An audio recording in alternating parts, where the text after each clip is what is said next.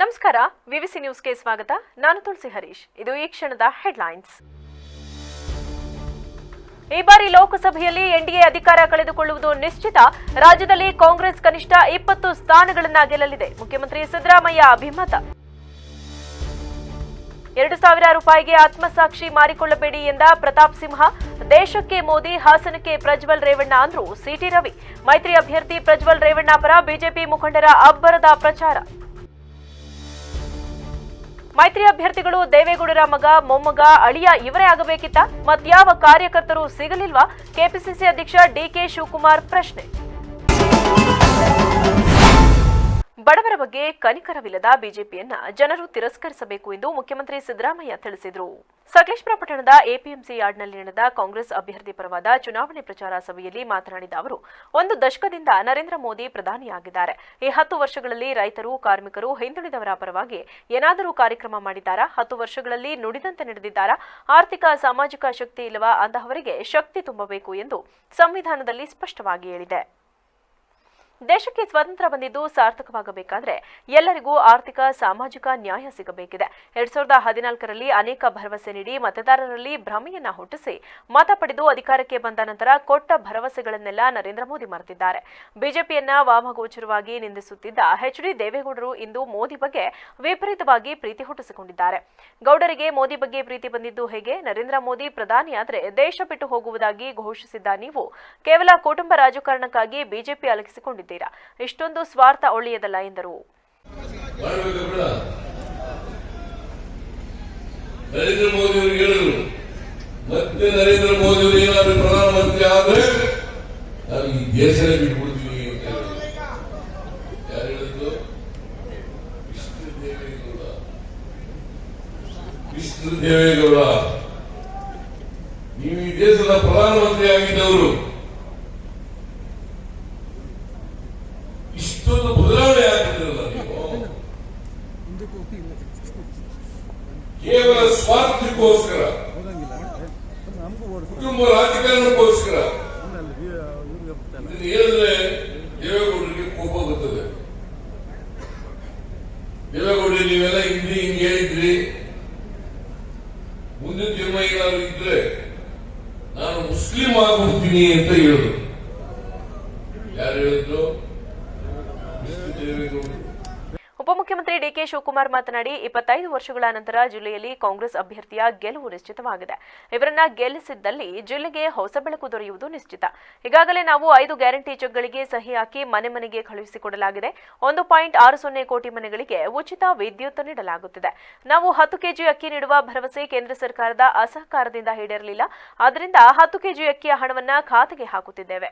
ಜಾತಿ ನಡುವೆ ಕಿತ್ತಾಟ ಹುಟ್ಟು ಹಾಕಿದ್ದು, ಇದನ್ನೆಲ್ಲ ಸರಿಪಡಿಸುವ ದೊಡ್ಡ ಹೊಣೆ ಮುಂದಿನ ಕೇಂದ್ರ ಸರ್ಕಾರದಲ್ಲಿ ಸರ್ಕಾರ ರಚಿಸುವ ಕಾಂಗ್ರೆಸ್ ಮೇಲಿದೆ.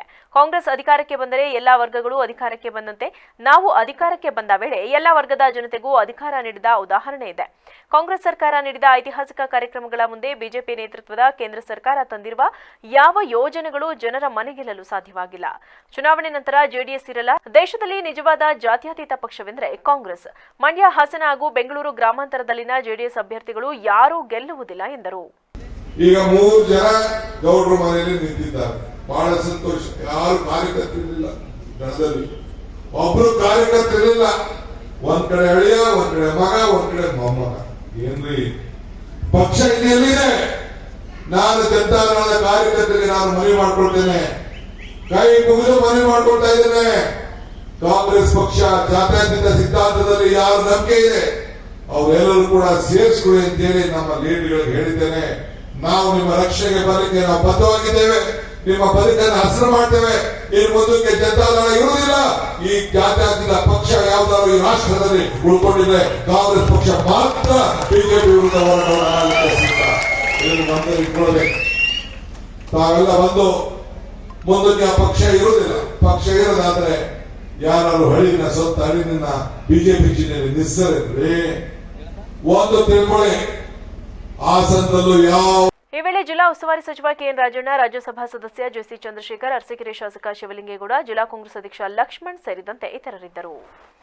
ದೇಶದ ಉದ್ಧಾರಕ್ಕಾಗಿ ಮೋದಿ ಅವರು ಹೇಗೋ ಹಾಗೆ ಹಾಸನಕ್ಕೆ ಪ್ರಜ್ವಲ್ ರೇವಣ್ಣ ಅವರು ಎಂದು ಮಾಜಿ ಬಿಜೆಪಿ ಶಾಸಕ ಸಿಟಿ ರವಿ ಹೇಳಿದರು.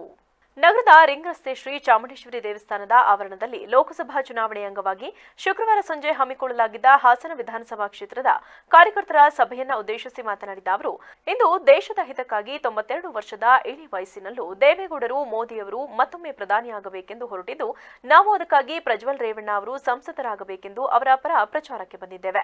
ಇದರಲ್ಲಿ ಯಾವುದೇ ವೈಯಕ್ತಿಕ ರಾಜಕಾರಣ ಇಲ್ಲ, ದೇಶದ ಹಿತ ಪ್ರಶ್ನವಿದೆ. ದೇಶದ ಉದ್ಧಾರಕ್ಕಾಗಿ ಮೋದಿ ಅವರು ಕಳೆದ 10 ವರ್ಷಗಳಿಂದ ಹಗಲು ರಾತ್ರಿ ಎನ್ನದೇ ದುಡಿದಿದ್ದಾರೆ. ಅವರ ಶ್ರಮದ ಋಣವನ್ನ ತೀರಿಸಲು ಮತ್ತೊಂದು ಬಾರಿ ಪ್ರಜ್ವಲ್ ರೇವಣ್ಣ ಅವರನ್ನ ಗೆಲ್ಲಿಸಿ ಮೋದಿ ಅವರ ಕೈ ಬಲಪಡಿಸಬೇಕು ಎಂದರು. ದೇಶವೇ ದೊಡ್ಡದು ಅನ್ನೋದಾದ್ರೆ ವ್ಯಕ್ತಿಗಿಂತ ಪಕ್ಷ ಮುಖ್ಯ, ಪಕ್ಷಕ್ಕಿಂತ ದೇಶ ಮುಖ್ಯ ಅನ್ನೋ ಸಿದ್ಧಾಂತವನ್ನ ಅಳವಡಿಸಿಕೊಂಡು ಇವತ್ತು ದೇಶ ಹಿತಕ್ಕಾಗಿ 92 ವರ್ಷದ ಯುವಕ ದೇವೇಗೌಡರು ಮತ್ತೊಮ್ಮೆ ಮೋದಿ ಪ್ರಧಾನಮಂತ್ರಿ ಆಗಬೇಕು ಅಂತ ಹೊರಟಿರ್ಬೇಕಾದ್ರೆ ನಾವು ಹೇಳ್ಬೇಕಲ್ವಾ ಮತ್ತೊಮ್ಮೆ ಪ್ರಜ್ವಲ್ ರೇವಣ್ಣ ಸಂಸದ ಆಗಬೇಕು ಅಂತ ಹೇಳಿ. ಅದಕ್ಕೆ ನಾನು ನಿಮ್ಮ ಹತ್ರ ವಿನಂತಿ ಮಾಡಕ್ ಬಂದಿದ್ದೇನೆ. ದೇಶಕ್ಕಾಗಿ, ದೇಶಕ್ಕೆ ಮೋದಿ, ಹಾಸನಕ್ಕೆ ಜೋರಾಗಿ ಹೇಳಿ, ದೇಶಕ್ಕೆ ಹಾಸನಕ್ಕೆ. ಅದಕ್ಕಾಗಿ ಭಾರತೀಯ ಜನತಾ ಪಾರ್ಟಿ ಬೆಂಬಲಿತ JDS ಅಭ್ಯರ್ಥಿ ಪ್ರಜ್ವಲ್ ರೇವಣ್ಣ ಅವರಿಗೆ ವೋಟ್ ಕೇಳೋಕ್ಕೋಸ್ಕರ ನಾನು ಬಂದಿದ್ದೇನೆ. ಇದರಲ್ಲಿ ವೈಯಕ್ತಿಕ ರಾಜಕಾರಣ ಇಲ್ಲ, ದೇಶ ಹಿತದ ಪ್ರಶ್ನೆ ಇದೆ. ಸಂಸದ ಪ್ರತಾಪ್ ಸಿಂಹ ಮಾತನಾಡಿ, ಸೂರ್ಯ ಚಂದ್ರರಷ್ಟು ಸತ್ಯನೋ ಅಷ್ಟೇ ಸತ್ಯವಾಗಿ ಜೂನ್ 4ರಂದು ದೇಶದಾದ್ಯಂತ 543ನೇ ಲೋಕಸಭಾ ಕ್ಷೇತ್ರದಲ್ಲೂ ಚುನಾವಣೆ ನಡೆದು ಫಲಿತಾಂಶ ಪ್ರಕಟವಾಗಿ 3ನೇ ಬಾರಿಗೆ ಮೋದಿ ಅವರು ಪ್ರಧಾನಮಂತ್ರಿ ಸ್ಥಾನವನ್ನ ಸ್ವೀಕರಿಸುತ್ತಾರೆ. ಇದರಲ್ಲಿ ಯಾವುದೇ ಸಂಶಯ ಇಲ್ಲ. ದೇಶಕ್ಕೆ ಮೋದಿ ಅವರ ಕೊಡುಗೆ ಅಪಾರವಾಗಿದ್ದು, ಅವರ ಆಡಳಿತವನ್ನ ಇತರೆ ದೇಶಗಳು ಹಾಡಿ ಹೋಗಲುತ್ತಿವೆ. ಹಾಗಾಗಿ ಪ್ರಧಾನಿ ಮೋದಿ ಅವರನ್ನ ಮತ್ತೊಮ್ಮೆ ಗೆಲ್ಲಿಸಲು ಹಾಸನ ಕ್ಷೇತ್ರದಿಂದ ಪ್ರಜ್ವಲ್ ರೇವಣ್ಣ ಅವರನ್ನ ಗೆಲ್ಲಿಸಬೇಕು ಎಂದರು. ಆದ್ರೆ ನೀವು 2,000 ರೂಪಾಯಿಗೆ ಈ ದೇಶಕ್ಕೆ ಮೋದಿಜಿ ಬೇಕು ಅನ್ನೋದನ್ನ ಮರೆತು ಬಿಟ್ಟು 2,000 ರೂಪಾಯಿಗೆ ನಿಮ್ಮ ಆತ್ಮಸಾಕ್ಷಿನ ಮಾರ್ಕೊಳ್ಳಲ್ಲ ಅನ್ನೋದು ಇವತ್ತು ಸಾಬೀತಾಗಿದೆ. ಬಂಧುಗಳೇ, ಜೂನ್ 4ನೇ ತಾರೀಕು ಇಷ್ಟೊತ್ತಿಗೆ ಸಂಜೆ 4-5 ಗಂಟೆ ಅಷ್ಟೊಳಗಡೆ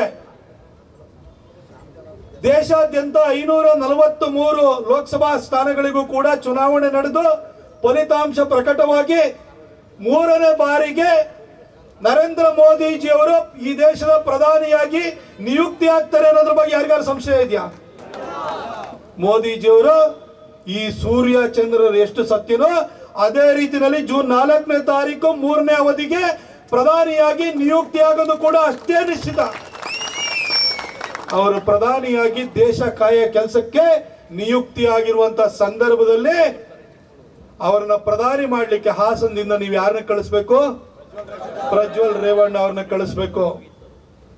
ಇಡೀ ರಾಜ್ಯದಲ್ಲಿ 28ಕ್ಕೆ 28 ಕ್ಷೇತ್ರಗಳಲ್ಲೂ ಕೂಡ ಬಿಜೆಪಿ ಮತ್ತು JDS ಅಭ್ಯರ್ಥಿಗಳನ್ನ ಗೆಲ್ಲಿಸಿ ಕೊಡುವ ಮುಖಾಂತರವಾಗಿ ಮೋದಿಜಿ ಅವರಿಗೆ ಕರ್ನಾಟಕದಿಂದ ಒಂದು ದೊಡ್ಡ ಗಿಫ್ಟ್ ಆಗಿ. ಮಾಜಿ ಸಚಿವ ಅಶ್ವಥ್ ನಾರಾಯಣ್ ಮಾತನಾಡಿ, ಕರ್ನಾಟಕದಲ್ಲಿ ಅಧಿಕಾರಕ್ಕೆ ಬಂದಿರುವ ಕಾಂಗ್ರೆಸ್ ಪಕ್ಷ ಆಡಳಿತದಲ್ಲಿ ಕಾನೂನು ಸುವ್ಯವಸ್ಥೆಯಲ್ಲಿ ಶೂನ್ಯವಾಗಿದೆ.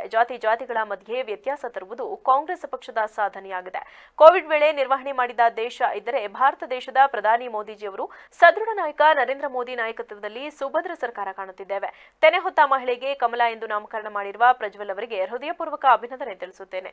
ಮೈತ್ರಿ ಅಭ್ಯರ್ಥಿ ಪ್ರಜ್ವಲ್ ರೇವಣ್ಣ ಅವರನ್ನ ಗೆಲ್ಲಿಸುವಂತೆ ಮನವಿ ಮಾಡಿದರು. ಉಪಮುಖ್ಯಮಂತ್ರಿ ಮಾಡ್ತಾರೆ ಅಂತ ನಾನು ಅನ್ಕೊಂಡಿರ್ಲಿಲ್ಲ. ಇವತ್ತು ಪಕ್ಷದಲ್ಲಿ ಸತ್ಯ ಧರ್ಮಕ್ಕಾಗಿ ಯಾವತ್ತೂ ಕಾಲ ಇದ್ದೇ ಇರುತ್ತೆ. ಒಳ್ಳೇದಾಗಬೇಕು. ನಮ್ಮ ಜನರಿಗೆ ನಮ್ಮಲ್ಲಿ ಎಲ್ಲ ಅನುಕೂಲ ಇವತ್ತು ನಿರ್ಮಾಣ ಆಗ್ಬಿಟ್ಟಿದೆ ಅಂತ ನಾನೇನು ಹೇಳಲ್ಲ. ಇವತ್ತು ಹೆಜ್ಜೆಗಳನ್ನ ಇಡ್ತಾ ಇದ್ದೀವಿ, ಬಲಿಷ್ಠವಾದಂತ ಗಟ್ಟಿ ಹೆಜ್ಜೆಯನ್ನು ಇಡ್ತಾ ಇದ್ದೀವಿ.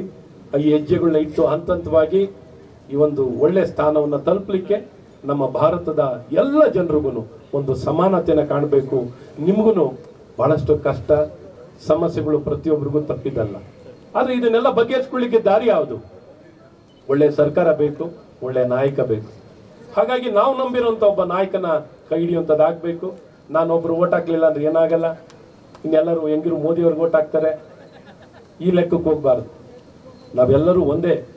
ನನ್ನ ಈ ವೇಳೆ ಎನ್ಡಿಎ ಅಭ್ಯರ್ಥಿ ಪ್ರಜ್ವಲ್ ರೇವಣ್ಣ, ಕ್ಷೇತ್ರದ ಶಾಸಕ ಎಚ್ಪಿ ಸ್ವರೂಪ್, ಒಕ್ಕಲಿಗರ ಸಂಘದ ರಾಜ್ಯ ನಿರ್ದೇಶಕ ಸುಮುಖ ರಘುಗೌಡ, ಪ್ರೇಮಮ್ಮ, ಡಿವೈ ಗೋಪಾಲ್, ಚಂದ್ರೇಗೌಡ, ಜಿಲ್ಲಾ ಪಂಚಾಯಿತಿ ಶಿಕ್ಷಣ ಸ್ಥಾಯಿ ಸಮಿತಿ ಮಾಜಿ ಅಧ್ಯಕ್ಷೆ ಭವಾನಿ ರೇವಣ್ಣ ಸೇರಿದಂತೆ ಇತರರು ಉಪಸ್ಥಿತರಿದ್ದರು. ಈ ಬಾರಿ ಲೋಕಸಭೆಯಲ್ಲಿ ಎನ್ಡಿಎ ಅಧಿಕಾರ ಕಳೆದುಕೊಳ್ಳುವುದು ನಿಶ್ಚಿತ. ರಾಜ್ಯದಲ್ಲಿ ಕಾಂಗ್ರೆಸ್ ಕನಿಷ್ಠ 20 ಸ್ಥಾನಗಳನ್ನ ಗೆಲ್ಲಲಿದೆ ಎಂದು ಮುಖ್ಯಮಂತ್ರಿ ಸಿದ್ದರಾಮಯ್ಯ ಅಭಿಮತ ವ್ಯಕ್ತಪಡಿಸಿದರು. ಬೇಲೂರು ಪಟ್ಟಣದ ಜೂನಿಯರ್ ಕಾಲೇಜ್ ಆವರಣದಲ್ಲಿ ಏರ್ಪಡಿಸಲಾಗಿದ್ದ ಲೋಕಸಭಾ ಚುನಾವಣಾ ಪ್ರಚಾರ ಕಾರ್ಯಕ್ರಮವನ್ನು ಉದ್ಘಾಟಿಸಿ ಮಾತನಾಡಿದ ಅವರು, ಈ ಬಾರಿ ಕೇಂದ್ರದ ಎನ್ಡಿಎ ಪಕ್ಷ ಲೋಕಸಭೆಯಲ್ಲಿ ಅಧಿಕಾರ ಕಳೆದುಕೊಳ್ಳುವುದು ನಿಶ್ಚಿತ. ಕಾಂಗ್ರೆಸ್ ಕರ್ನಾಟಕದಲ್ಲಿ 20ಕ್ಕೂ ಹೆಚ್ಚು ಸ್ಥಾನ ಗೆಲ್ಲುವ ಮೂಲಕ ಎನ್ಡಿಎ ಮೈತ್ರಿಕೂಟಕ್ಕೆ ತಕ್ಕ ಉತ್ತರ ನೀಡಲಿದೆ. ನಮ್ಮ ಸರ್ಕಾರ ಕೊಟ್ಟ ಮಾತಿನಂತೆ 5 ಗ್ಯಾರಂಟಿ ಯೋಜನೆಗಳನ್ನು ಈಗಾಗಲೇ ನೀಡಿ ಕೊಟ್ಟ ಮಾತಿಗೆ ತಪ್ಪಂತೆ ನಡೆದುಕೊಂಡಿದೆ. ಇದರಿಂದ ರಾಜ್ಯದಲ್ಲಿ ಕಾಂಗ್ರೆಸ್ ಪಕ್ಷದ ಪರವಾಗಿ ಸುನಾಮಿ ಎದ್ದಿದೆ ಎಂದ ಅವರು, ಇತರೆ ರಾಜ್ಯಗಳಲ್ಲೂ ಕಾಂಗ್ರೆಸ್ ಪಕ್ಷದ ಮೇಲೆ ಒಳ್ಳೆಯ ವಿಶ್ವಾಸವಿದ್ದು ಕಾಂಗ್ರೆಸ್ ಹೆಚ್ಚಿನ ಸ್ಥಾನ ಗೆಲ್ಲಲಿದ್ದು, ಇದರಿಂದ ಈ ಬಾರಿ ಎನ್ಡಿಎ ಮೈತ್ರಿಕೂಟ ಲೋಕಸಭೆಯಲ್ಲಿ ಅಧಿಕಾರ ಕಳೆದುಕೊಂಡು ಕಾಂಗ್ರೆಸ್ ಅಧಿಕಾರ ಹಿಡಿಯುವುದು ನಿಶ್ಚಿತ. ನರೇಂದ್ರ ಮೋದಿ ಕಳೆದ 10 ವರ್ಷದಲ್ಲಿ ಕೊಟ್ಟ ಮಾತಿನಂತೆ ಭರವಸೆಯನ್ನ ಒಂದು ಈಡೇರಿಸಲಿಲ್ಲ. ರೈತರ ಆದಾಯ ದುಪ್ಪಟ್ಟು ಆಗಲಿಲ್ಲ, ಬೆಲೆ ಏರಿಕೆ ನಿಯಂತ್ರಣ ಆಗಲಿಲ್ಲ, ಕಪ್ಪು ಹಣ ತಂದು ಬಡವರ ಖಾತೆಗೆ 15 ಲಕ್ಷ ಹಾಕಲಿಲ್ಲ. ಹೀಗೆ ಹಲವಾರು ಭರವಸೆಯನ್ನ ಈಡೇರಿಸಿದ ನರೇಂದ್ರ ಮೋದಿ ಮೇಲೆ ಮತದಾರರು ಯಾವ ವಿಶ್ವಾಸ ಇಟ್ಟು ಮತ ನೀಡಲಿದ್ದಾರೆ ಎಂದರು. ಇವತ್ತು ಕಾಂಗ್ರೆಸ್ ಕಚೇರಿಯಲ್ಲಿ ಮಾಲಿಕೆಯ ಗುತ್ತೇದಾರ್ ಮಾಜಿ ಸಚಿವರು ಅವರು ಬಿಜೆಪಿಯನ್ನು ತೊರೆದು ಕಾಂಗ್ರೆಸ್ ಪಕ್ಷವನ್ನು ಸೇರಿದರು. ಹಾಗೆಯೇ ಶಾರದಾ ಶೆಟ್ಟಿಯವರು ಅವರು ಕೂಡ ಕಾಂಗ್ರೆಸ್ ಪಕ್ಷವನ್ನು ಸೇರಿದರು. ಮಾಜಿ ಶಾಸಕರು ಅವರ ಸೇರ್ಪಡೆ ಕಾರ್ಯಕ್ರಮ ಇದ್ದದ್ರಿಂದ ನಾನು ಮತ್ತು ಡಿ.ಕೆ. ಶಿವಕುಮಾರ್ ಅವರು ತಡವಾಗಿ ಬರಲಿಕ್ಕೆ ಆಯಿತು. ಅದಕ್ಕೋಸ್ಕರ ನಿಮ್ಮ ಕ್ಷಮೆ ಕೋರಿ ಈಗಾಗಲೇ ಡಿ.ಕೆ. ಶಿವಕುಮಾರ್ ಅವರು ಮೈತ್ರಿ ಅಭ್ಯರ್ಥಿಗಳು ದೇವೇಗೌಡರ ಮಗ, ಮೊಮ್ಮಗ, ಅಳಿಯ ಇವರೇ ಆಗಬೇಕಿತ್ತ? ಮತ್ಯಾವ ಕಾರ್ಯಕರ್ತರು ಸಿಗಲಿಲ್ವಾ ಎಂದು ಕೆಪಿಸಿಸಿ ಅಧ್ಯಕ್ಷ ಡಿಕೆ ಶಿವಕುಮಾರ್ ಪ್ರಶ್ನಿಸಿದರು. ಬಳಿಕ ರಾಜ್ಯದ ಉಪಮುಖ್ಯಮಂತ್ರಿ ಡಿಕೆ ಶಿವಕುಮಾರ್ ಮಾತನಾಡಿ, ಈ ಹಿಂದೆ ಕರ್ನಾಟಕದಿಂದ 26 ಬಿಜೆಪಿ ಸಂಸದರು ಇದ್ದರು. ಕೇಂದ್ರದ ಬಿಜೆಪಿ ಸರ್ಕಾರ ರಾಜ್ಯಕ್ಕೆ ಮಲತಾಯಿ ಧೋರಣೆ ತೋರುತ್ತಿದ್ದರೂ ಯಾಕೆ ಧ್ವನಿ ಎತ್ತಲಿಲ್ಲ ಅಂದ ಅವರು, ಕೇಳಲು ಬಯಸುತ್ತೇನೆ, ಬಿಜೆಪಿಯವರು ಕೊಟ್ಟ ಮಾತು ಏನಾಯಿತು? ರೈತರ ಆದಾಯ ಹೆಚ್ಚಾಯ್ತಾ? ಒಬ್ಬ ವ್ಯಕ್ತಿಗೂ ಉದ್ಯೋಗ ಕೊಡಲಿಲ್ಲ, ರೈತರ ಖಾತೆಗೆ 15 ಲಕ್ಷ ಹಣ ಹಾಕಲಿಲ್ಲ ಎಂದ ಅವರು, ಬಿಜೆಪಿ ಜೆಡಿಎಸ್ ಮೈತ್ರಿ ಅಭ್ಯರ್ಥಿಗಳು ದೇವೇಗೌಡರ ಮಗ, ಮೊಮ್ಮಗ, ಅಳಿಯ ಇವರೇ ಆಗಬೇಕಿತ್ತ? ಮತ್ಯಾವ ಕಾರ್ಯಕರ್ತರು ಸಿಗಲಿಲ್ವಾ? ಜನ ಖಾಲಿ ಇರುವ ಚೇರ್ ಬಿಡಲು ಹೋಗಬೇಡಿ, ನಾವುಗಳು ಚೇರಿಗಾಗಿ ಬಡಿದಾಡುತ್ತಿದ್ದೇವೆ. ಜೊತೆಗೂಡುವುದು ಆರಂಭ, ಜೊತೆಗೂಡಿ ಚರ್ಚಿಸುವುದು ಪ್ರಗತಿ, ಜೊತೆಗೂಡಿ ಕೆಲಸ ಮಾಡುವುದು ಯಶಸ್ಸು ಎಂಬ ಆಶಯದಂತೆ 2 ಕೋಟಿ ಕುಟುಂಬಗಳಿಗೆ ಒಂದಲ್ಲ ಒಂದು ರೀತಿ ನೆರವಾಗಿ ಸಹಾಯ ಹಸ್ತವನ್ನ ಸಿದ್ದರಾಮಯ್ಯ ಅವರ ನೇತೃತ್ವದ ಕಾಂಗ್ರೆಸ್ ಸರ್ಕಾರ ಮಾಡುತ್ತಾ ಬಂದಿದೆ. ನಾವು ಜಾತಿ ಮೇಲೆ ಮತ ಕೇಳುತ್ತಿಲ್ಲ, ನೀತಿ ಮೇಲೆ ಮತ ಕೇಳುತ್ತಿದ್ದೇವೆ. ದೇವೇಗೌಡರು ಚುನಾವಣೆ ಬಳಿಕ ಸರ್ಕಾರ ಬಿದ್ದು ಹೋಗಲಿದೆ ಎಂದಿದ್ದಾರೆ. ಬಿದ್ದು ಹೋಗಲು ಮಡಿಕೆ ಕುಡಿಕೆ ಅಲ್ಲ. ಇನ್ನು ವಿಜೇಂದ್ರ 420 ಗ್ಯಾರಂಟಿ ನಿಂತು ಹೋಗುತ್ತದೆ ಎಂದಿದ್ದಾನೆ. ಇದು ಕೇವಲ 4 ವರ್ಷದ ಸರ್ಕಾರ ಅಲ್ಲ, 10 ವರ್ಷದ ಸರ್ಕಾರ ಆಗಲಿದ್ದು ನಮ್ಮ ಗ್ಯಾರಂಟಿ ಯೋಜನೆಯನ್ನ ಯಾರಿಂದಲೂ ಮುಟ್ಟಲು ಸಾಧ್ಯವಿಲ್ಲ ಎಂದರು.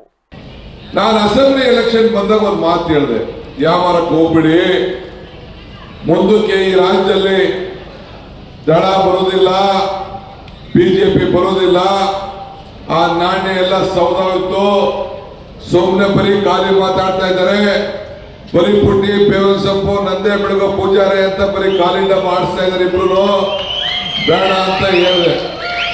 ಆಗ ಇನ್ನೊಂದು ಮಾತು ಹೇಳಿದೆ ನಾನು ಬಂದು, ಕಮಲ ಕೆರೆಯಲ್ಲಿದ್ದರೆ ಚಂದ, ತೆನೆ ಹೊಲದಲ್ಲಿದ್ದರೆ ಚಂದ, ಈ ದಾನ ಧರ್ಮ ಮಾಡುವ ಕೈ ಅಧಿಕಾರದಲ್ಲಿ ಮಾತ್ರ ಚಂದ ಅಂತ ಹೇಳಿದೆ. ಈ ದಾನ ಧರ್ಮ ಮಾಡುವ ಕೈ ಅಧಿಕಾರ ಇದಕ್ಕೇನಾಯ್ತು? 5 ಗ್ಯಾರಂಟಿಗಳನ್ನ ನಾನು ಸಿದ್ದರಾಮಯ್ಯನವರು ಏನು ಮಾತು ಕೊಟ್ಟಿದ್ದು. ಕಾಂಗ್ರೆಸ್ ಅಭ್ಯರ್ಥಿ ಶ್ರೇಯಸ್ ಪಟೇಲ್ ಮಾತನಾಡಿ, ಕಾಂಗ್ರೆಸ್ ಪಕ್ಷ ಗೆದ್ದರೆ ಅಭಿವೃದ್ಧಿಯತ್ತ ಸಾಗಿ ಆರೋಗ್ಯಕರ ನಾಂದಿ ಹಾಡುತ್ತದೆ. ಹಾಸನ ಜಿಲ್ಲೆಯಲ್ಲಿ ಕಳೆದ 25 ವರ್ಷದಿಂದ ಕಾಂಗ್ರೆಸ್ ಪಕ್ಷ ಗೆದ್ದಿಲ್ಲ. ಇಲ್ಲಿಯವರೆಗೂ ಒಂದು ಕುಟುಂಬಕ್ಕೆ ಸೀಮಿತವಾಗಿರುವ ಚುನಾವಣೆ ಆಗಿದೆ. ಸಂಸದರಾಗಿ, ಸಚಿವರಾಗಿ ಇಲ್ಲಿ ಸಾಕಷ್ಟು ಅಭಿವೃದ್ಧಿ ಕೆಲಸ ಮಾಡಿದ್ದಾರೆ. ನಮ್ಮ ಕುಟುಂಬದಲ್ಲಿ ಕಳೆದ 35 ವರ್ಷದಿಂದ ಸುಖಕ್ಕಿಂತ ಹೆಚ್ಚಾಗಿ ನೋವನ್ನೇ ಕಂಡಿದ್ದೇವೆ.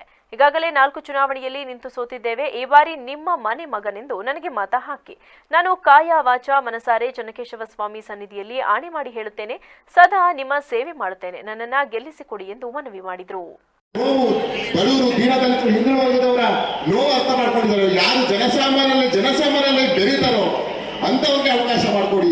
5 ವರ್ಷಕ್ಕೊಮ್ಮೆ ಬಂದು ಚುನಾವಣೆಗೆ ನಿಂತು ಮತ್ತೆ ಜನರ ಕೈಗೆ ಸಿಗ್ತಾ ಇರೋಣ. ಈ ಬಾರಿ ಧಿಕ್ಕರಿಸಿ ಬಹಿಷ್ಕರಿಸಿ ಅಂತ ಹೇಳ್ತಾ ನಾನು ಈ ಮುಖಾಂತರ ನಿಮ್ಮಲ್ಲಿ ವಿನಮ್ರವಾಗಿ ನಾನು ಮನವಿಯನ್ನ ಮಾಡ್ತಾ ಇದ್ದೀನಿ. ಒಮ್ಮೆ ಕಾಂಗ್ರೆಸ್ ಪಕ್ಷಕ್ಕೆ ಶ್ರೇಯಸ್ ಪಟೇಲ್ಗೆ ಅವಕಾಶ ಮಾಡಿಕೊಡಿ. ಮತದಾರರ ಪ್ರಭುಗಳು ಅಧಿಕಾರ ಕೊಟ್ಟು ಗೊತ್ತು, ಅಧಿಕಾರ ಕಿತ್ಕೊಂಡು ಗೊತ್ತು. ಒಂದು ಬಾರಿ ಕಾಂಗ್ರೆಸ್ ಪಕ್ಷಕ್ಕೆ ಶ್ರೇಯಸ್ ಪಟೇಲ್ಗೆ ಮತ ಕೊಡಿ. ನಾನು ಅಭಿವೃದ್ಧಿ ಮಾಡಲಿಲ್ಲ, ನಿಮ್ ಜನಕ್ಕೆ ಸ್ಪಂದಿಸಲಿಲ್ಲ ಅಂದ್ರೆ ಖಂಡಿತವಾಗಿ ನೀವು ಶಿಕ್ಷೆ ಕೊಡಿ. ಆ ಶಿಕ್ಷೆ ತಗೊಳ್ಳಕ್ಕೆ ಖಂಡಿತವಾಗಿ ನಾನು ಸಿದ್ಧರಿದ್ದೇನೆ. ಒಮ್ಮೆ ನಂಬಿಕೆ, ಒಂದು ಭರವಸೆ, ಒಂದು ವಿಶ್ವಾಸ ಕಾಂಗ್ರೆಸ್ ಪಕ್ಷದ ಮೇಲೆ, ಶ್ರೇಯಸ್ ಪಟೇಲ್ ಮೇಲೆ ಇಡಿ. ಭಗವಂತ ನಾನೇ ಚನ್ನಕೇಶ್ವರ ಸಮಿತಿಯ ಕ್ಷೇತ್ರದಲ್ಲಿ ನಿಂತ್ಕೊಂಡು ಮಾತಾಡ್ತಿದ್ದೀನಿ. 5 ವರ್ಷ ಕಾಯವಾಚ ಮನಸ ಅಭಿವೃದ್ಧಿ ಪಡಿಸಕ್ಕೆ ನಿಮ್ ಜೊತೆ, ನಿಮ್ ಮನೆ ಮಗ, ನಿಮ್ ಸೇವಕ, ಒಬ್ಬ ನಿಮ್ ಮನೆ ಕೂಲಿಕಾರ ನಾನು ಕೆಲಸ ಮಾಡ್ತೀನಿ. ಒಂದು ಬಾರಿ ನಮ್ಮನ್ನ ಗುರುತಿಸಿ ಬಯಸಿ ಅವಕಾಶ ಮಾಡ್ಕೊಡಿ ಅಂತ ನಾನು ನಿಮ್ಮನ್ನು ವಿನಮ್ರವಾಗಿ ಕೇಳ್ಕೊಂತೀನಿ. ಯಾಕಂತ ಹೇಳಿದ್ರೆ ಈ ಚುನಾವಣೆ ನಮ್ಮೆಲ್ಲ. ಕಾರ್ಯಕ್ರಮದಲ್ಲಿ ಜಿಲ್ಲಾ ಉಸ್ತುವಾರಿ ಸಚಿವ ಕೆಎನ್ ರಾಜಣ್ಣ, ಗೃಹ ಮಂಡಳಿ ಅಧ್ಯಕ್ಷ ಶಿವಲಿಂಗೇಗೌಡ, ಎಐಸಿಸಿ ಸದಸ್ಯ ಬಿ ಶಿವರಾಮ್, ಗ್ರಾನೈಟ್ ರಾಜಶೇಖರ್, ಮುಖಂಡರಾದ ಚಂದ್ರಶೇಖರ್, ಸೋಮಶೇಖರ್, ಬ್ಲಾಕ್ ಕಾಂಗ್ರೆಸ್ ಅಧ್ಯಕ್ಷ ಎಂಜೆ ನಿಶಾಂತ್ ಸೇರಿದಂತೆ ಇತರರು ಹಾಜರಿದ್ದರು. ರಾಜ್ಯದಲ್ಲಿ ಕಾಂಗ್ರೆಸ್ ಸರ್ಕಾರ ಅಧಿಕಾರಕ್ಕೆ ಬಂದಾಗಿನಿಂದ ಹಿಂದೂಗಳ ಮೇಲೆ ಹಲ್ಲೆ, ದೌರ್ಜನ್ಯ ನಡೆಸಲು ಮುಸ್ಲಿಮರಿಗೆ ವೀಸಾ, ಪಾಸ್ಪೋರ್ಟ್ ಸಿಕ್ಕಂತಾಗಿದೆ ಎಂದು ವಿರೋಧ ಪಕ್ಷದ ನಾಯಕ ಆರ್ ಅಶೋಕ್ ಅವರು ಆರೋಪಿಸಿದರು. ನಗರದ ಖಾಸಗಿ ಹೋಟೆಲ್ನಲ್ಲಿ ಗುರುವಾರ ನಡೆದ ಸುದ್ದಿಗೋಷ್ಠಿಯಲ್ಲಿ ಮಾತನಾಡಿದ ಅವರು, ಸಿದ್ದರಾಮಯ್ಯ ಅಧಿಕಾರಕ್ಕೆ ಬಂದಾಗಿನಿಂದ ಕರ್ನಾಟಕದಲ್ಲಿ ಟಿಪ್ಪು ಸಂಸ್ಕೃತಿ ಬಿಂಬಿತವಾಗುವ ಜೊತೆಗೆ ರಾಜ್ಯ ಭಯೋತ್ಪಾದಕರ ತಾಣವಾಗುತ್ತಿದೆ. ಬುಧವಾರ ರಾಮನವಮಿ ಪ್ರಯುಕ್ತ ಜೈ ಶ್ರೀರಾಮ್ ಎಂದು ಘೋಷಣೆ ಕೂಗಿದ್ದಕ್ಕೆ ಮುಸ್ಲಿಂ ಯುವಕರು ಕಾರು ತಡೆದು ಹಲ್ಲೆ ನಡೆಸಿ ಜೈ ಶ್ರೀರಾಮ್ ನಡೆಯಲ್ಲ, ಅಲ್ಲಾ ಅಕ್ಬರ್ ಮಾತ್ರ ನಡೆಯೋದು ಎಂದು ದಬ್ಬಳಿಕೆ ನಡೆಸಿದ್ದಾರೆ.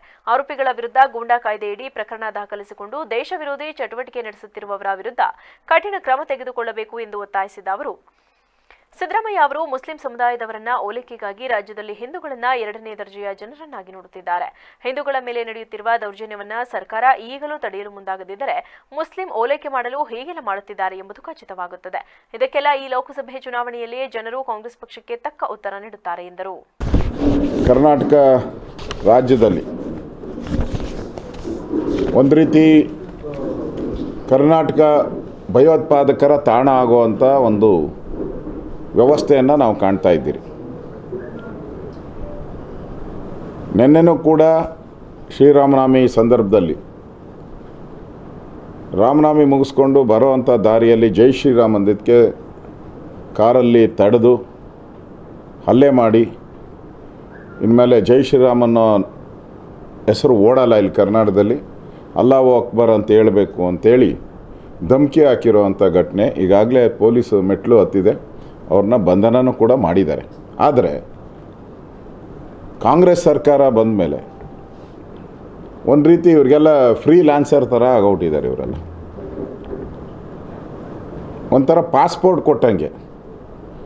ಈ ವೇಳೆ ವಿಧಾನ ಪರಿಷತ್ ಉಪಸಭಾಪತಿ ಪ್ರಾಣೇಶ್, ಬಿಜೆಪಿ ಪ್ರಧಾನ ಕಾರ್ಯದರ್ಶಿ ಪ್ರೀತಂ ಜೇಗೌಡ, ಎಸ್ಸಿ ಮೋರ್ಚಾ ರಾಜ್ಯಾಧ್ಯಕ್ಷ ಸಿಮೆಂಟ್ ಮಂಜು ಸೇರಿದಂತೆ ಮತ್ತಿತರರು ಹಾಜರಿದ್ದರು. ನಗರದ ಕೆ ಹೊಸಕೊಪ್ಪಲು ಶ್ರೀ ಆಂಜನೇಯ ಸ್ವಾಮಿ ದೇವಾಲಯದಲ್ಲಿ ಇಂದು ವಿಶೇಷ ಪೂಜೆ ಸಲ್ಲಿಸಿ ಅಭ್ಯರ್ಥಿ ಶ್ರೇಯಸ್ ಪಟೇಲ್ ಪರ ಮತಯಾಚನೆಗೆ ಜಿಲ್ಲಾ ಕಾಂಗ್ರೆಸ್ ಮುಖಂಡರು ಪ್ರಚಾರಕ್ಕೆ ಅಧಿಕೃತ ಚಾಲನೆ ನೀಡಿದರು. ಈ ವೇಳೆ ಕಾಂಗ್ರೆಸ್ ಜಿಲ್ಲಾ ಪ್ರಚಾರ ಸಮಿತಿ ಅಧ್ಯಕ್ಷ ದೇವರಾಜೇಗೌಡ ಮಾತನಾಡಿ, ಇಂದು ಹಾಸನ ನಗರ ವ್ಯಾಪ್ತಿಯ ವಿವಿಧೆಡೆ ಕಾಂಗ್ರೆಸ್ ಅಭ್ಯರ್ಥಿ ಪರ ಪ್ರಚಾರಕ್ಕೆ ಅಧಿಕೃತ ಚಾಲನೆ ನೀಡಲಾಗಿದ್ದು, ಶ್ರೇಯಸ್ ಪರ ಮತಯಾಚನೆಗೆ ಮುಂದಾಗಿದ್ದೇವೆ. 5 ಜನಪರ ಯೋಜನೆಗಳನ್ನು ನೀಡುವ ಮೂಲಕ ಜನಪರ ಆಡಳಿತ ನಡೆಸುತ್ತಿರುವ ಕಾಂಗ್ರೆಸ್ ಸರ್ಕಾರ ಮುಂದಿನ ದಿನಗಳಲ್ಲಿ ಇನ್ನಷ್ಟು ದೇಶದ ಅಭಿವೃದ್ಧಿ ಹಾಗೂ ಜನಪರ ಯೋಜನೆಗಳನ್ನು ನೀಡಲು ಈ ಬಾರಿ ಕಾಂಗ್ರೆಸ್ ಅಭ್ಯರ್ಥಿ ಶ್ರೇಯಸ್ ಪಟೇಲ್ ಅವರನ್ನ ಎಲ್ಲಾ ಪ್ರಜ್ಞಾವಂತ ಮತದಾರರು ಬೆಂಬಲಿಸಬೇಕು ಎಂದು ಮನವಿ ಮಾಡಿದರು. ನಮ್ಮ ಕಾಂಗ್ರೆಸ್ ಪಕ್ಷದ ಅಭ್ಯರ್ಥಿಯಾಗಿದ್ದಂಥ ಶ್ರೇಯಸ್ ಪಟೇಲ್ ಅವರ ಪರವಾಗಿ ಪ್ರಚಾರವನ್ನು ಮಾಡಬೇಕು ಅಂತೇಳಿ ಈ ದಿವಸ ಹಾಸನ ನಗರಸಭೆಗೆ ಸೇರಿರ್ತಕ್ಕಂಥ ಕೆ ಹೊಸಕೊಪ್ಪಲು ಗ್ರಾಮದ ಆಂಜನೇಯ ಸ್ವಾಮಿ ದೇವಸ್ಥಾನದಲ್ಲಿ ಶಾಸ್ತ್ರೋಕ್ತವಾಗಿ ಪೂಜೆ ಮಾಡುವ ಮೂಲಕ ಚಾಲನೆಯನ್ನು ಕೊಟ್ಟಿದ್ದೇವೆ. ಕೆ ಹೊಸಕೊಪ್ಪಲು ಗ್ರಾಮದ ಗ್ರಾಮಸ್ಥರು, ಮೇಘಲ ಹೊಸಕೊಪ್ಪಲು ಗ್ರಾಮದ ಗ್ರಾಮಸ್ಥರು, ನಾಗದವಳ್ಳಿ ಮತ್ತು ಬೊಮ್ಮನಾಯಕನಹಳ್ಳಿ ಹಾಗೂ ದೊಡ್ಡ ಬಸವನಹಳ್ಳಿ ಗ್ರಾಮದ ಎಲ್ಲ ಗ್ರಾಮಸ್ಥರು ಕೂಡ ಈ ದಿವಸ ನಮ್ಮ ಜೊತೆ ತಮ್ಮ ಕೈ ಜೋಡಿಸಿ ನಮ್ಮ ಪಕ್ಷದ ಅಭ್ಯರ್ಥಿ ಆಗಿರ್ತಕ್ಕಂಥ ಶ್ರೇಯಸ್ ಪಟೇಲ್ ಪರವಾಗಿ ಪ್ರಚಾರವನ್ನು ಮಾಡ್ತಾ ಇದ್ದಾರೆ. ತುಂಬ ಹುರುಪಿನಿಂದ ಮಾಡ್ತಾ ಇದ್ದಾರೆ. ಈ ಒಂದು ಕಾರ್ಯಕ್ರಮಕ್ಕೆ ತುಂಬ ಸಂತೋಷದಿಂದ ಚಾಲನೆಯನ್ನು ಕೊಟ್ಟಿದ್ದೀವಿ. ಆ ಕಾರಣಕ್ಕಾಗಿ ಮನೆ ಮನೆಗೂ ನಾವು ನಮ್ಮ ಪಕ್ಷದ ಗ್ಯಾರಂಟಿ ಕಾರ್ಡ್ ಹಾಗೂ ಒಂದು ಪಾಂಪ್ಲೆಟ್ಸ್ ಕೊಡೋ ಮೂಲಕ ಇವತ್ತು ತುಂಬಾ ಖುಷಿಯಿಂದ. ಈ ವೇಳೆ ಮುಖಂಡರಾದ ಬನವಾಸಿ ರಂಗಸ್ವಾಮಿ, ಎಚ್ ಕೆ ಮಹೇಶ್, ಬಾಗೂರು ಮಂಜೇಗೌಡ ಸೇರಿದಂತೆ ಅನೇಕ ಮುಖಂಡರಿದ್ದರು. ನಗರದಲ್ಲಿಂದು ಜಿಲ್ಲಾಡಳಿತದ ವತಿಯಿಂದ ಸ್ಕೌಟ್ಸ್ ಅಂಡ್ ಗೈಡ್ಸ್ ಸಹಯೋಗದೊಂದಿಗೆ ನಗರದ 300 ಮೀಟರ್ ವ್ಯಾಪ್ತಿಯಲ್ಲಿ ಮತದಾನ ಜಾಗೃತಿಯನ್ನು ಹಮ್ಮಿಕೊಳ್ಳಲಾಗಿದೆ ಎಂದು ಜಿಲ್ಲಾ ಪಂಚಾಯತ್ ಮುಖ್ಯ ಕಾರ್ಯನಿರ್ವಹಣಾಧಿಕಾರಿ ಪೂರ್ಣಿಮಾ ಹೇಳಿದರು. ಈ ಸಂದರ್ಭದಲ್ಲಿ ಮಾತನಾಡಿದ ಅವರು, ದೇಶದ ಪ್ರತಿಯೊಬ್ಬ ಪ್ರಜೆಯೂ ಮತದಾನದಲ್ಲಿ ಭಾಗವಹಿಸಬೇಕೆಂಬ ಉದ್ದೇಶದಿಂದ ಈ ಜಾಗೃತಿ ಜಾಥಾವನ್ನು ಹಮ್ಮಿಕೊಳ್ಳಲಾಗಿದೆ. ಮತದಾನ ಬಾಂಧವರು ಯಾವುದೇ ಭಯಭೀತಿಗೊಳಗಾಗದೆ ಮತದಾನ ಮಾಡಬೇಕು. ಕಳೆದ 2019ರ ಲೋಕಸಭಾ ಚುನಾವಣೆಯಲ್ಲಿ ಜಿಲ್ಲೆಯಲ್ಲಿ 77.16% ಮತದಾನವಾಗಿದೆ. ಈ ಬಾರಿ 100% ಮತದಾನವಾಗಬೇಕೆಂಬ ಉದ್ದೇಶವನ್ನು ಹೊಂದಿದ್ದು ಅದರಂತೆ ಜಾಗೃತಿ ಕಾರ್ಯವನ್ನು ಮಾಡಲಾಗುತ್ತಿದೆ ಎಂದರು.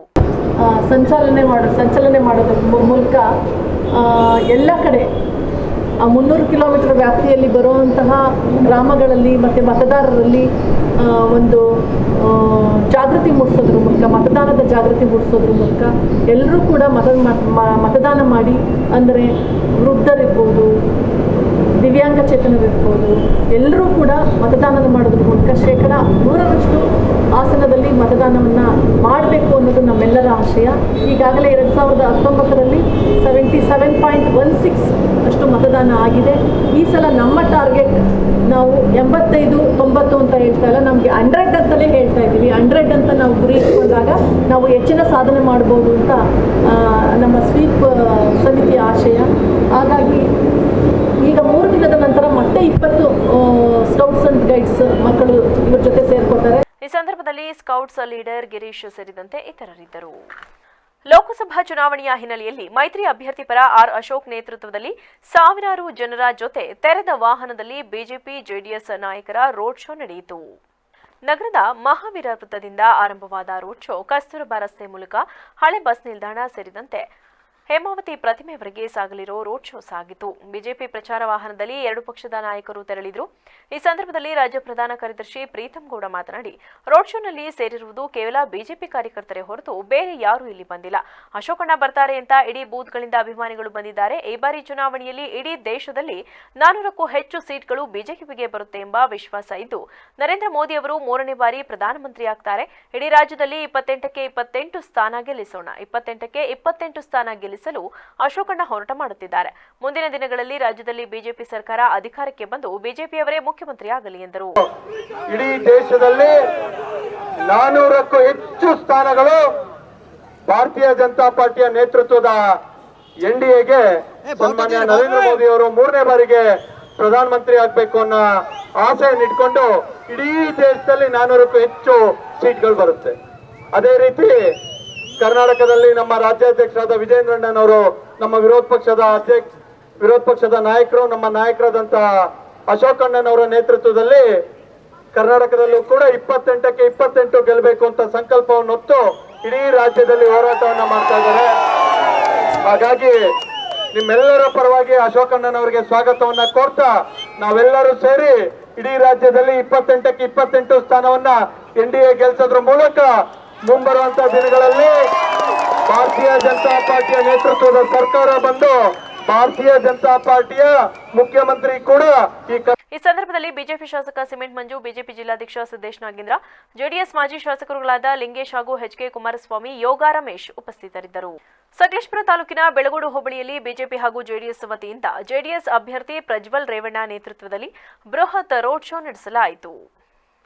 ಈ ಸಂದರ್ಭದಲ್ಲಿ ಮಾಜಿ ಶಾಸಕ ಎಚ್ಕೆ ಕುಮಾರಸ್ವಾಮಿ ಮಾತನಾಡಿ, ಕಾಂಗ್ರೆಸ್ ಸರ್ಕಾರ ಅಭಿವೃದ್ಧಿಗೆ ಯಾವುದೇ ಅನುದಾನ ನೀಡದ ಕಾರಣ ರಾಜ್ಯದಲ್ಲಿ ಅಭಿವೃದ್ಧಿ ಕುಂಠಿತವಾಗಿದೆ. ಸಕಲೇಶಪುರ ವಿಧಾನಸಭಾ ಕ್ಷೇತ್ರದಲ್ಲಿ ಕಾಂಗ್ರೆಸ್ಗೆ ನೆಲೆ ಇಲ್ಲ, ಏಕೆಂದರೆ ಕಾಂಗ್ರೆಸ್ ಇಲ್ಲಿ ಯಾವುದೇ ಅಭಿವೃದ್ಧಿ ಕಾರ್ಯ ಮಾಡಿಲ್ಲ.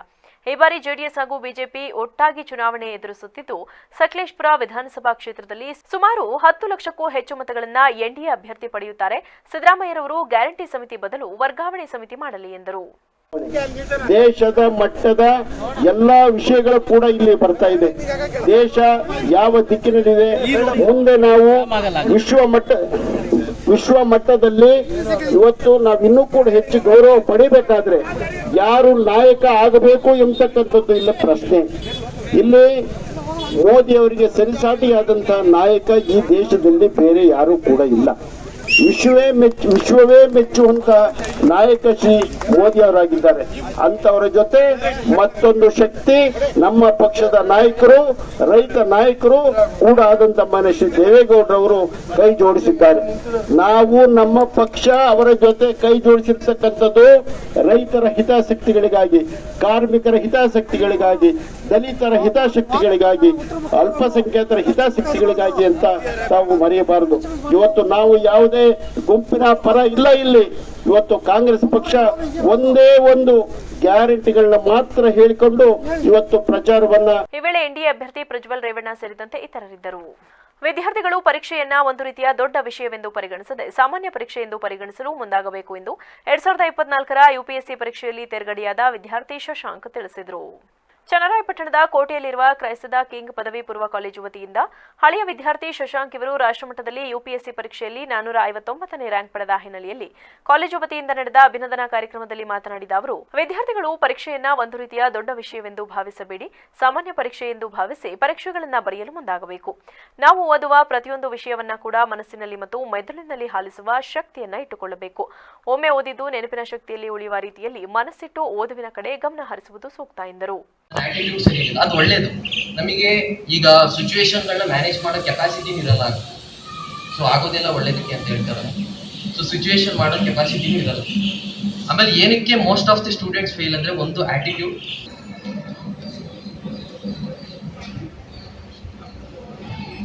ಸೊ ಎಕ್ಸಾಮಿನೇಷನ್ ಅದೇ ಹೇಳಿದ್ದಲ್ಲ, ಫಿಯರ್ ಇದ್ದೇ ಇರುತ್ತೆ. ಈವನ್ ಟಾಪರ್ಗೂ ಈ ಸಲ ಫಸ್ಟ್ ರ್ಯಾಂಕ್ ಬಂದಿದ್ದಾರಲ್ಲ ಆದಿತ್ಯ ಸರ್ ಅಂತ, ಅವ್ರಿಗೂ ಸಹ ಫಿಯರ್ ಇರುತ್ತೆ. ನೀವು ಹೇಗೆ ಮ್ಯಾನೇಜ್ ಮಾಡಿ ಓವರ್ಕಮ್ ಮಾಡ್ತೀರನ್ನೋದೇ ನಾನು ಅದೇ ಹೇಳಿದ್ದೆ, ಈಗ ಬರಲ್ಲ ನಿಮಗೆ. ಸೊ ವಿತ್ ಟೈಮ್ ಪಾಸ್ ಆದಾಗ ನಿಮಗೆ ಬರುತ್ತೆ. ಆ ಸ್ಟ್ರಗಲ್ ರಿಪೀಟೆಡ್ ಸ್ಟ್ರಗಲಿಂದ ಬರೋದು. ನೀವು ಕಂಟಿನ್ಯೂಸ್ ಆಗಿ ಸ್ಟ್ರಗಲ್ ಮಾಡ್ತಾನೆ ಇರಬೇಕು. ಸೊ ನೀವು ಇಮ್ಯಾಜಿನ್ ಮಾಡಿಕೊಂಡು ಲಾಸ್ಟ್ 3.5 years ಕಂಟಿನ್ಯೂಸ್ ಸ್ಟ್ರಗಲ್ ಮಾಡಿದ್ದೀವಿ. ಸೊ ಬರಲೇಬೇಕು. ನಮಗೆಲ್ಲ ಇನ್ಸ್ಪಿರೇಷನ್ ಆಗಿ ಇರ್ತಾ ಇದ್ರು, ಗೈಡೆನ್ಸ್ ಇರ್ತಾ ಇತ್ತು. ಸೊ ಈ ರೀತಿ ಮಾಡಬೇಕು. ಚೆಲುವರಾಜ್ ಅಂತ sir, Ramanagara AS, so easy training ನಮಾಸ್ ಉತ್ತರಾಖಂಡ.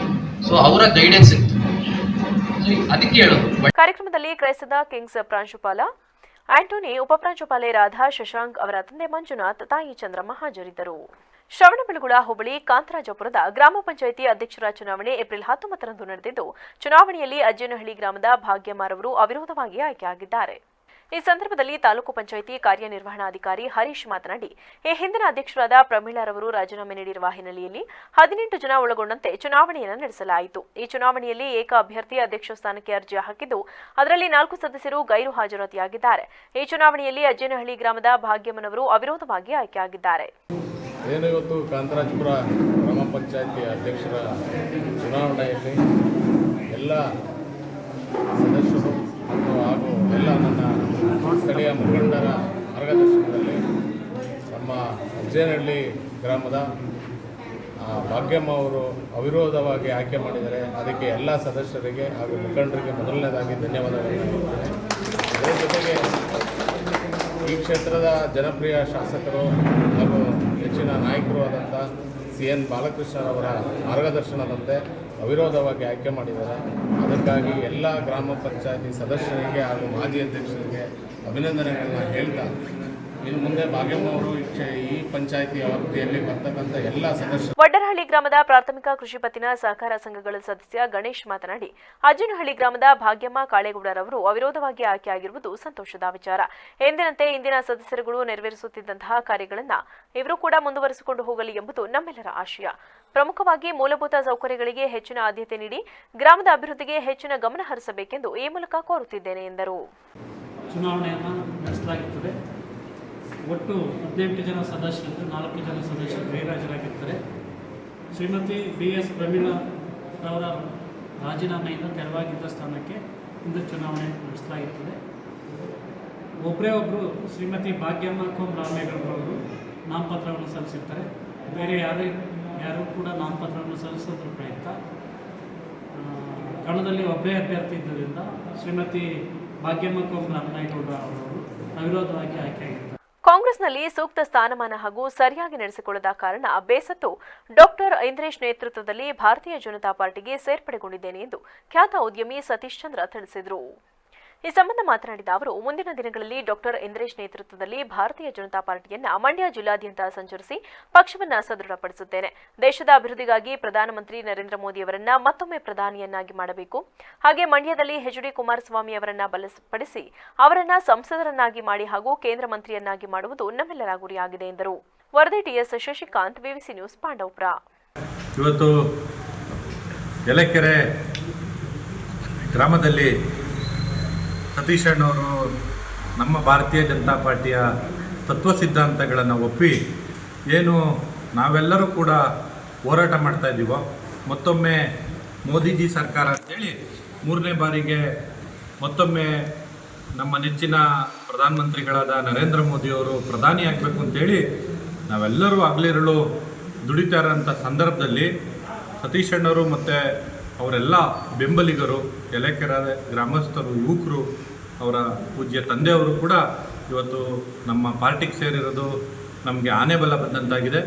ಎಲೆಕೆರೆ ಭಾಗದ ಈ ನಮ್ಮ ಕ್ಯಾತ್ನಹಳ್ಳಿ ಜಿಲ್ಲಾ ಪಂಚಾಯಿತಿಯ ವ್ಯಾಪ್ತಿನಲ್ಲಿ ಅವರು ನಮಗೆ ಒಂದು ದೊಡ್ಡ ಶಕ್ತಿಯಾಗಿ ಪಾರ್ಟಿನಲ್ಲಿ ಒಂದು ಸಂಘಟನಾ ಚಟುವಟಿಕೆಗಳಲ್ಲಿ ತೊಡಗಿ ನಮ್ಮ ಪಾರ್ಟಿಯನ್ನು ಇನ್ನಷ್ಟು ಬಲಿಷ್ಠ ಮಾಡ್ತಾರೆ.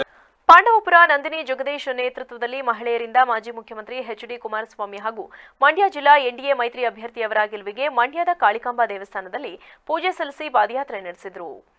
ಈ ವೇಳೆ ನಂದಿನಿ ಜಗದೀಶ್ ಮಾತನಾಡಿ, ಈ ಬಾರಿ ಎಚ್.ಡಿ. ಕುಮಾರಸ್ವಾಮಿ ಅವರನ್ನ ಸಂಸದರನ್ನಾಗಿ ಮಾಡಿ ಕೇಂದ್ರದಲ್ಲಿ ಮಂತ್ರಿಯನ್ನಾಗಿ ಮಾಡುವುದೇ ನಮ್ಮೆಲ್ಲರ ಮಹಿಳೆಯರ ಗುರಿಯಾಗಿದೆ. ರಾಜ್ಯ ಸರ್ಕಾರ ಕೊಟ್ಟಿರುವ 5 ಗ್ಯಾರಂಟಿಗಳನ್ನ ಮಹಿಳೆಯರು ಕೊಡಿ ಎಂದು ಕೇಳಿಲ್ಲ. ತಾವು ಚುನಾವಣೆಯಲ್ಲಿ ಗೆಲ್ಲುವುದಕ್ಕಾಗಿ ಈ 5 ಗ್ಯಾರಂಟಿಗಳನ್ನ ನೀಡಿದ್ದೀರಿ. ಇದರಿಂದ ಯಾವುದೇ ಪ್ರಯೋಜನವಾಗಿಲ್ಲ. ಕುಮಾರಸ್ವಾಮಿ ಅವರ ವಿರುದ್ಧ ಸುಳ್ಳು ಆರೋಪಗಳನ್ನ ಮಾಡುವುದನ್ನ ನಿಲ್ಲಿಸಿ ಈ ಬಾರಿ ಜನರು ಎಚ್ಚೆತ್ತುಕೊಂಡಿದ್ದಾರೆ. ಯಾರು ಪುನಃ ನಿಮ್ಮ ಸುಳ್ಳು ಭರವಸೆಗಳನ್ನ ನಂಬಿ ಮೋಸ ಹೋಗುವುದಿಲ್ಲ ಎಂದರು. ಎಚ್.ಡಿ. ಕುಮಾರಸ್ವಾಮಿಯವರು ಲೋಕಸಭಾ ಚುನಾವಣೆಯಿಂದ ಅಭ್ಯರ್ಥಿಗೆ ನಾವು ದೇವಸ್ಥಾನದಲ್ಲಿ ಪೂಜೆ ಸಲ್ಲಿಸಿ ಪಾದಯಾತ್ರೆಯಿಂದ ಮತವನ್ನು ಕೇಳಲಿಕ್ಕೆ ಇಷ್ಟಪಡ್ತಾ ಇದ್ದೀವಿ. ಮತವನ್ನು ಕೇಳ್ಕೊಂಡು ಹೋಗ್ತಾ ಇದ್ದೀವಿ ನಾವು. ಹಾಗಾಗಿ ನಮ್ಮ ಮಳವಳ್ಳಿಯಾದಂತಹ ಪದ್ಮಾ ಅವರು, ನೇತ್ರ ಅವರು, ರತ್ನಮ್ಮ ಅವರು, ಸೌಂದರ್ಯ ಅವರು, ಉಮಾ ಅವರು, ಮಳವಳ್ಳಿಯಿಂದ ಅನಿತಾ ಪ್ರಧಾನ ಅಧ್ಯಕ್ಷರಾಗಿದ್ದಾರೆ, ಕಾರ್ಯಾಧ್ಯಕ್ಷರಾಗಿದ್ದಾರೆ. ಅನಿತಾ ಅವರು, ನಮ್ಮ ಹಿರೇಮಳ್ಳಿಯಿಂದ ಸುಜಾತ ಅವರು, ಗೌರಮ್ಮ ಅವರು, ಸಭಾನ ಕೊಪ್ಪಳದಿಂದ ಸಭಾನ ಅವರು. ಈಗ ನೀವು ಎಲ್ಲೆಲ್ಲಿಂದ ಪಾದಯಾತ್ರೆ ಮಾಡ್ಕೊಬತ್ತಾ ಇದ್ದೀರಾ? ಈಗ ನಾವು ದೇವಸ್ಥಾನದಿಂದ ಪೂಜೆ ಸಲ್ಲಿಸಿ ನಾವು ಇಲ್ಲಿಂದ ಶುರು ಮಾಡ್ತೀವಿ. ಯಾವ್ಯಾವ ಕಡೆ ಹೋಗ್ತೀರಾ ನೀವು? ಮಂಡ್ಯ ಈ ಸಂದರ್ಭದಲ್ಲಿ ಶಬಾನಾ, ಗೌರಮ್ಮ, ಪದ್ಮಮ್ಮ, ಮಹಿಳಾ ಅಧ್ಯಕ್ಷೆ ಅನಿತಾ, ಮಳವಳ್ಳಿ ಮಹಿಳಾ ಕಾರ್ಯಾಧ್ಯಕ್ಷೆ ನೇಗಿನಾಬಾನು, ಮಹಾಪ್ರಧಾನ ಕಾರ್ಯದರ್ಶಿ ನೇತ್ರಾವತಿ ಸೇರಿದಂತೆ ಇತರರಿದ್ದರು. ವರದಿ TS Shashikant, BBC news, Pandavapura. ಇದೀಗ ಸಂಕ್ಷಿಪ್ತ ಸುದ್ದಿಗಳು. ಮಾಜಿ ಮುಖ್ಯಮಂತ್ರಿ ಹಾಗೂ ಎನ್ಡಿಎ ಅಭ್ಯರ್ಥಿ ಎಚ್.ಡಿ. ಕುಮಾರಸ್ವಾಮಿ ಗೆಲುವಿಗೆ ಶ್ರೀರಂಗಪಟ್ಟಣ ಜಿಲ್ಲೆಯ ಜೆಡಿಎಸ್ ನಾಯಕರು ಪಣ ತೊಟ್ಟಿದ್ದು, ಮಾಜಿ ಶಾಸಕ ರವೀಂದ್ರ ಶ್ರೀಕಂಠಯ್ಯ ಅವರೊಂದಿಗೆ 300ಕ್ಕೂ ಹೆಚ್ಚು ಬೆಂಬಲಿಗರು ಭರ್ಜರಿ ಪ್ರಚಾರ ನಡೆಸಿದರು. ಬಿರು ಬಿಸಿಲಿನಲ್ಲೂ ಹಳ್ಳಿಗಳಲ್ಲಿ ಎಚ್.ಡಿ. ಕುಮಾರಸ್ವಾಮಿ ಅವರ ಪ್ರಚಾರ ಮಾಡಿ ಕಾಂಗ್ರೆಸ್ ಸರ್ಕಾರದ ಗ್ಯಾರಂಟಿ ಯೋಜನೆಗಳ ಮೋಸದ ಬಗ್ಗೆ ಜನರಿಗೆ ಮನವರಿಕೆ ಮಾಡಿದ್ದಲ್ಲದೆ ಕುಮಾರಸ್ವಾಮಿ ಅವರನ್ನ ಗೆಲ್ಲಿಸುವಂತೆ ಮನವಿ ಮಾಡಿದರು. ಕೊನೆಯಲ್ಲಿ ಮತ್ತೊಮ್ಮೆ ಹೆಡ್ಲೈನ್ಸ್. ಈ ಬಾರಿ ಲೋಕಸಭೆಯಲ್ಲಿ ಎನ್ಡಿಎ ಅಧಿಕಾರ ಕಳೆದುಕೊಳ್ಳುವುದು ನಿಶ್ಚಿತ. ರಾಜ್ಯದಲ್ಲಿ ಕಾಂಗ್ರೆಸ್ ಕನಿಷ್ಠ 20 ಸ್ಥಾನಗಳನ್ನು ಗೆಲ್ಲಲಿದೆ. ಮುಖ್ಯಮಂತ್ರಿ ಸಿದ್ದರಾಮಯ್ಯ ಅಭಿಮತ. 2,000 ರೂಪಾಯಿಗೆ ಆತ್ಮಸಾಕ್ಷಿ ಮಾರಿಕೊಳ್ಳಬೇಡಿ ಎಂದ ಪ್ರತಾಪ್ ಸಿಂಹ.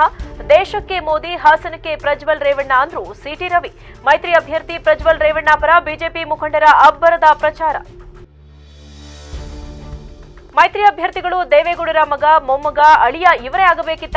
ಮತ್ಯಾವ ಕಾರ್ಯಕರ್ತರು ಸಿಗಲಿಲ್ವಾ? ಕೆಪಿಸಿಸಿ ಅಧ್ಯಕ್ಷ ಡಿಕೆ ಶಿವಕುಮಾರ್ ಪ್ರಶ್ನೆ. ಕ್ಷಣದ ಸುದ್ದಿಗಾಗಿ ನೋಡ್ತಾ ಇರಿ ವಿವಿಸಿ ಟಿವಿ, ಸತ್ಯದ ಕಡೆ ನಮ್ಮ ನಡೆ.